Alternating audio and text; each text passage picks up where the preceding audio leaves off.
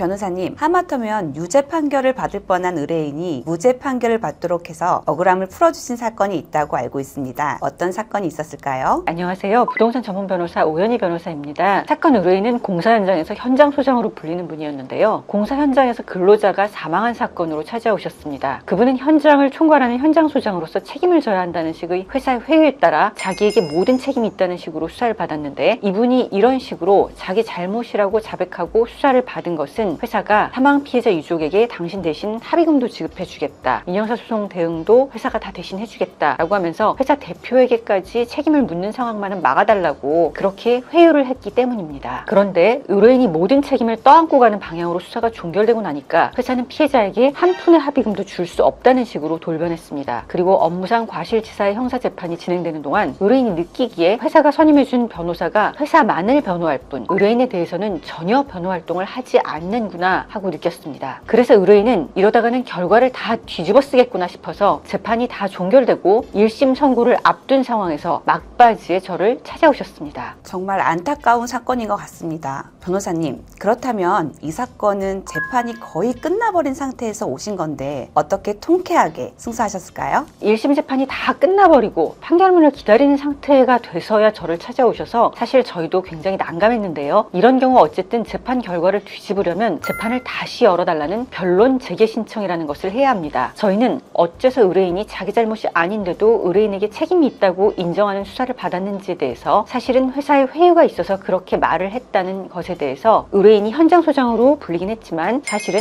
근로자의 안전을 책임지는 권한과 역할이 맡겨지지는 않았다는 점에 대해서 주장하는 의견서를 제출했습니다. 변론 재개 신청이라고 하는 것은 이미 다 끝난 재판을 다시 열어달라는 신청이기 때문에 재판을 다시 열어야 하는 이유에 대해서 판사님을 설득할 수 있어야 하고, 그 부분에 실패하면 변론 재개 신청은 잘 받아들여지지 않습니다. 다행히도 저희의 변론 재개 신청은 받아들여졌고 저희는 다시 열린 재판에서 3가지 논리를 들어서 의뢰인의 무죄를 주장하였습니다.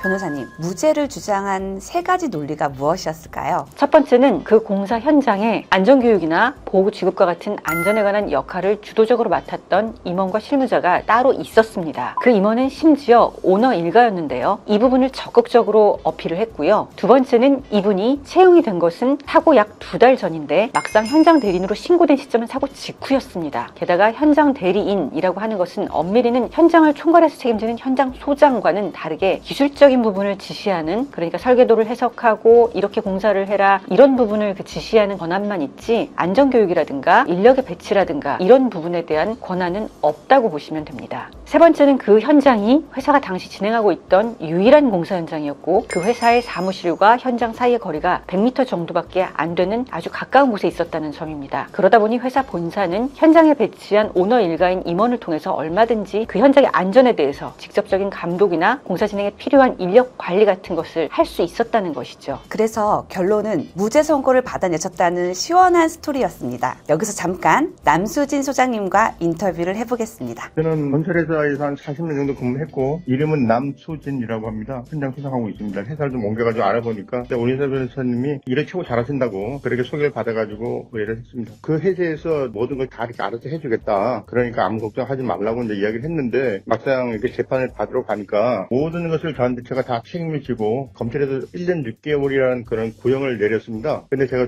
봤을 때 그 자체를 받아들일 수 없어가지고 변호사님 말씀을 드렸던 겁니다. 그때 이제 말씀하신 대로 저 1년 변 제기한다고 했을 때 참 마음이 상당히 결과 자체가 부정도 할 수 있고 바뀔 수도 있다고 생각하니까 많이 좀 흥분이 됐었습니다. 변론 자체가 연기되는 게 굉장한 능력이 없으면 연기가 될 수 없었던 상황이었는데 오연희 변호사님께서 많이 신경을 주셔가지고 연기가 됐다는 거는 상당히 기쁨이라고 생각을 했었습니다. 재판이라는 게 좀 처음 해봤는데 검찰 쪽에서나 이런 데서는 상당히 집어넣으려고 노력을 하는 그런 분위기고, 변호사님께서 회장 형이라는 사람, 그 사람이 현장 수장이라고 하여튼 그 맥을 잘 짚어가지고 무죄가 났다고 생각합니다. 너무 잘 해결되었다니 정말 다행입니다. 비슷한 어려움을 겪고 계신 분들은 혼자 힘들어하지 마시고 연락 주시면 성심성의껏 상담하고 상의해서 도와드리겠습니다. 꼭 연락 주시기 바랍니다. 구독, 좋아요, 알람 설정은 영상을 제작하는 데 큰 도움이 됩니다. 감사합니다.